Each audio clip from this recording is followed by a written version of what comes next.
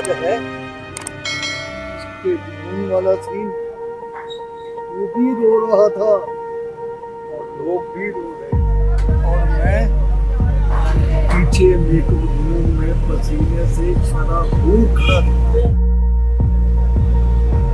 और तुमने गुलाबी रंग का पाउडर मेरी दाढ़ी पे मल दिया, और मैं सूफी कम और शौकीन बुजुर्ग ज्यादा लग रहा था। अरे वो तो बिजली गई हुई थी, अपने हाथ से मेकअप करना पड़ा, लेकिन क्या शौक, याद नहीं, धमाका था धमाका। अब वो तालियां, वो हुजूम तस्वीरों में रह गई। अब तो चाय के धुएं में माजी को देख। वक्त बदल गया है नज़ीर, लोग फूल पर तमाशा देखते हैं, हम स्टेज के बंदे थे, लाइव जज्बात के सौदागर। और अब हर महीने वसीम का भेजा हुआ खर्चा आता है, कहता है अबू जी जो ख्वाब आपने कुर्बान किए वो मैं खरीद कर पूरे करूँगा। तो ठीक है, चुप चुप लगता है। कभी कभी खामोशी वो बात कह देती है जो अल्फाज में नहीं होती।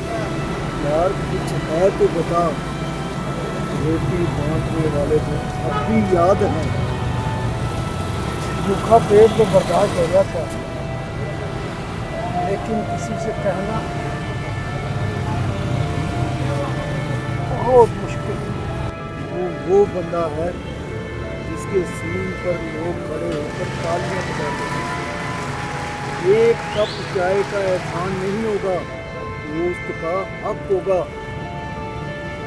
कभी कभी सोचता हूँ एक छोटा सा स्टेज है, पुराने कपड़े, पुरानी रोशनी, और हम फिर से वही मुकालमे बोले। अगर कोई देखने ना आए तो क्या होगा? क्या होगा? ये स्टेज खुद गवाही देगा कि फिर से दो पागल जिंदा हो। यादें मर नहीं जाती, सिर्फ चाय की प्याली में भूल जाती हैं। असल फनकार वो होता है जो खाली स्टेज पर भी जिंदा होता है।